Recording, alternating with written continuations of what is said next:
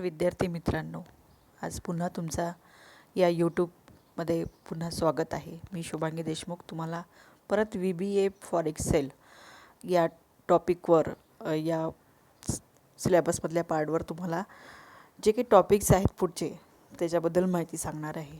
याच्या आधी मी तुम्हाला व्हेरिएबल, कॉन्स्टंट, त्यानंतर त्याचे ॲप्लिकेशन्स काय आहे हे सगळं सांगितलेलं आहे. नंतरचा पार्ट जो आहे तो महत्त्वाचा पार्ट आहे ऑपरेटरचा. तर ऑपरेटर्स, वेगवेगळ्या प्रकारचे ऑपरेटर्स तुम्हाला याच्यामध्ये दिसणार. आता ऑपरेटर म्हणजे काय? An operator can be defined using simple expression.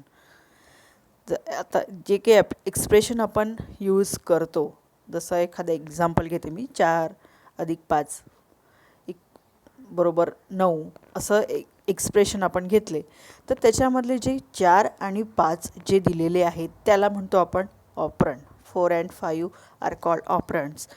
And plus sign जे वापरलेलं आहे, प्लस साईन जे वापरलं आहे त्याच्यामध्ये त्याला आपण म्हणतो ऑपरेटर.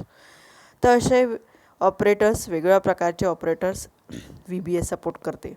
त्यातले पहिलं ऑपरेटर समजा arithmetic operator, comparison operator, logical operator, concatenation operator. पहिलं जे आपण बघणार आहोत ते आहेत अरिथमॅटिक ऑपरेटर. तर अरिथमॅटिक ऑपरेटरमध्ये एक एक्झाम्पल घेऊ. समजा व्हेरिएबल A, व्हेरिएबल B असे दोन व्हेरिएबल घेतलेले आहे.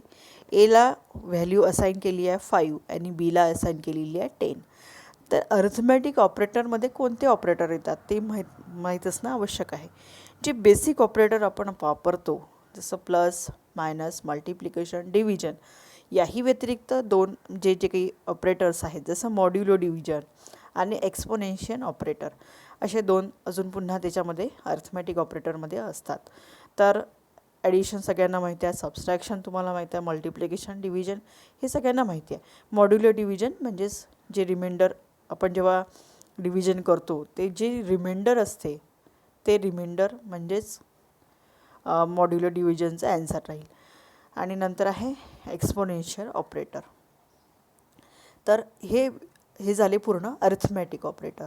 नंतर येते कंपॅरिझन ऑपरेटर. तर कंपॅरिझन त्याच्या नावामध्येच तुम्हाला लक्षात येईल की कंपेअर जिथे होईल तिथे कंपॅरिझन ऑपरेटर येईल. त्याच्यामध्ये पण आपण एक एक्झाम्पल म्हणून घेऊ की व्हेरिएबल घेतली आहे 2.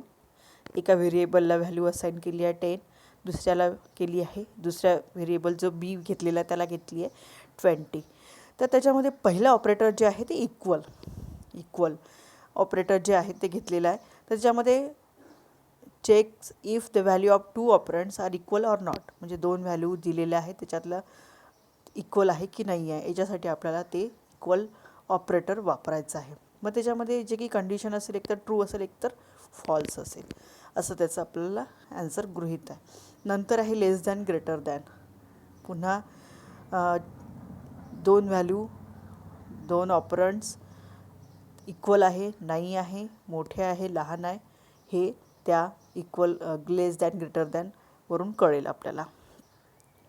जर लहान असेल, समजा दिलेली व्हॅल्यू, समजा A लहान आहे, B मोठा आहे, तर ते कंडिशननुसार ट्रू आणि फॉल्स असं अपेक्षित येईल. नंतर आहे ग्रेटर दॅन, नंतर आहे पुन्हा लेस दॅन, नंतर ग्रेटर दॅन इक्वल टू आणि लेस दॅन इक्वल टू. याच्यानुसार आपल्याला हे कंपॅरिझन ऑपरेटर वापरायचे आहे. नंतरचा पार्ट आहे लॉजिकल ऑपरेटर. लॉजिकल ऑपरेटर अर्थातच तिथे लॉजिकल, जसं गेट्स, अँड, ऑर, नॉट हा पार्ट येते त्यावेळेस लॉजिकल ऑपरेटर यूज केला जाते. तर याच्यामध्ये पण and, or, not, x, or असे वेगवेगळे प्रकारचे ऑपरेटर्स तुम्हाला वापरायचे आहेत. नंतरचा पार्ट येते कॉन्कॅटिनेशन ऑपरेटर. कॉन्कॅटिनेशन ऑपरेटर जिथे व्हॅल्यू ॲड होतील अशा प्रकारचे ऑपरेटर्स म्हणजे कॉन्कॅटिनेशन ऑपरेटर. तर हे सगळे ऑपरेटर वापरून आपल्याला VBAचे प्रोग्राम्स, एक्झाम्पल्स आपल्याला करायचे आहे. तर अशा प्रकारे हे आहेत ऑपरेटरचा पूर्ण टॉपिक. त्याच्यामध्ये तुम्हाला वेगवेगळ्या प्रकारचे माहिती तुम्हाला दिल्या जाईल. नंतर आहे डिसिजन. डिसिजन मेकिंग म्हटल्यावर अर्थातच जेव्हा डिसिजन आपण घेतो, एखादं कुठलंही काम घेत आहे डिसिजन, ते येस ऑर नो याच्यामध्ये येईल. जर तर अशी जेव्हा भाषा वापरल्या जाते तर त्यावेळेस आपल्याला डिसिजन घ्यायचे असतात. तर decision making allows the programmers to control the execution flow of script or one of its section. म्हणजे त्याच्यामध्ये अर्थातच कंडिशन येईल. कंडिशन एकतर कंडिशन ट्रू असेल किंवा फॉल्स येईल. यानंतरच ते लॉजिकल डिसिजन मेकिंग त्याच्यावर डिपेंड राहील कंडिशनवर.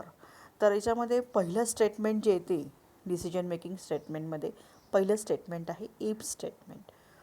ते इफ स्टेटमेंट जसं आपण जर तरची भाषा करतो तसं if statement consist of Boolean expression followed by one or more statement. म्हणजे बुलियन एक्सप्रेशन जे सगळे असं ऑर नो, ट्रू, फॉल्स या अशा याच्यामध्ये तुम्हाला ॲन्सर मिळेल. नंतर आहे इफ एल्स स्टेटमेंट. पुन्हा तेच म्हटलं मी, जर तरची भाषा जेव्हा आपण वापरतो तेव्हा इफ एल्स स्टेटमेंट. पुन्हा नेस्टेड इफ स्टेटमेंट आणि नंतर आहे लास्टमध्ये आहे switch statement. Switch statement allows करते व्हेरिएबलला to tester for equality against list of values. Switch statement जसं आपण स्विच केस अशा प्रकारचं वापरतो, जर वेगवेगळ्या केसेस देऊन तर आपल्याला ते स्विच स्टेटमेंट वापरायचं असते. तर अशा प्रकारे आपण इथे ऑपरेटर आणि डिसिजन मेकिंग जे स्टेटमेंट आहे ते स्टेटमेंट आपण इथे बघितले आहे. पुढच्या नेक्स्ट टॉपिकमध्ये आपण दुसरा एक टॉपिक बघू. धन्यवाद.